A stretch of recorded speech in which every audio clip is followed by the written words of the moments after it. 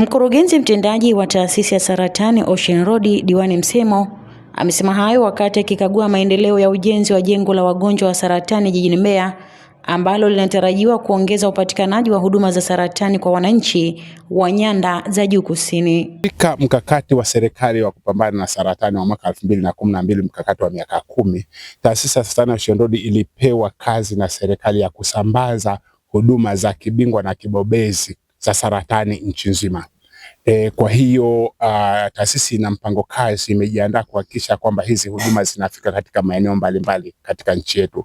Sasa mojawapo ni katika kituo cha saratani cha Mbeya ambacho kinachojengwa, ambapo baada ya hapo kuna kingine kitaanza kujengwa Arusha, kuna kitajengwa Kigoma, alafu na Mtwara. Maeneo yote hayo tayari tushapata maeneo ya kujenga hicho kituo. Lengo ni kuhakikisha kwamba huduma za saratani zinasogezwa karibu na wananchi. Mwananchi asitembee umbali mrefu kwenda kutafuta hizi huduma. Hii itasaidia wagonjwa kugundulika katika hatua za mwanzoni na kutibiwa na kupona. Lakini yote ni kwa sababu serikali imewekeza katika hii awamu ya 6 ya Dr. Samia Suluhu Hassan. Serikali imewekeza zaidi ya shilingi bilioni 60 kwa Ocean Road peke yake katika kuboresha miundombinu na human resource kwa ajili ya hili eneo la saratani. Na hapa kwenye kituo serikali pia imewekeza bilioni 11 takriban katika kuhakikisha kwamba hiki kinafanya kazi. Ni kwenye ujenzi tu, lakini nitakapokuja kwenye mashine na vitu vingine itafikia takriban bilioni 30. Mradi wetu unaendelea vizuri. Leo tumeleta wajumbe wa bodi wameshuhudia, na lengo ni kwamba itakapofika mwezi Januari tuwe tumeshakamilisha ili wananchi wa Mbeya na Nyanza ya Juu Kusini waweze kupata huduma kwa karibu.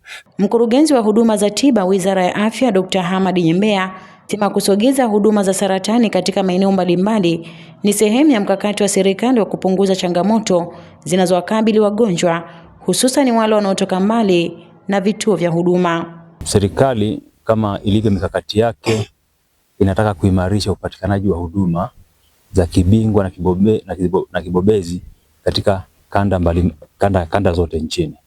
Na kama tunavyofahamu, kwa kipindi cha nyuma huduma jumuishi za kansa zilikuwa zinapatikana Ocean Road, baadaye zikaongezewa kanda ya Ziwa, hospitali ya Bugando, na juzi hapa tunaona Mheshimiwa Rais ameenda kuzindua KCMC.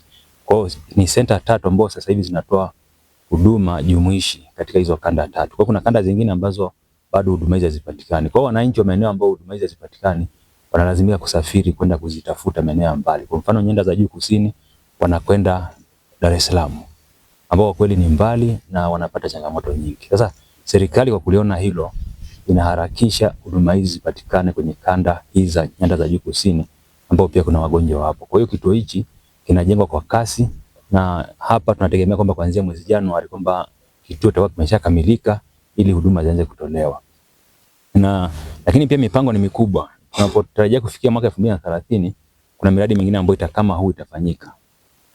Ukanda wa kusini mwa Tanzania kule Mtwara, Kigoma kwenda magharibi vituo vitajengwa, lakini pia na kanda zingine. Lakini lengo ni kuhakikisha huduma hizi zinakuwa zinapatikana kwa karibu. Tunamshukuru sana Dr. Samia Suluhu Hassan kwa awamu hii ya 6 kwa kutuwezesha fedha nyingi kwa taasisi ya hospitali Ocean Road, kutoa pesa za kutosha kwa ajili ya kupata hospitali hii ya hapa Mbeya kwa ajili ya saratani. Kwa kweli wananchi wa upande huu nyanda hizi za juu ilikuwa ni tatizo. Wakipata maradhi haya mtu anakata tamaa, anaona kwanza kwenda Ocean Road ni mbali, Dar es Salaam. Pili, pesa hana, uwezo wa kufika huko atafikaje? Lakini kwa kuja hospitali hii nyanda za juu itakuwa suluhisho kubwa sana kwa watakaoathirika na maradhi haya, kwa sababu atawahi kuja ili agundulike mapema.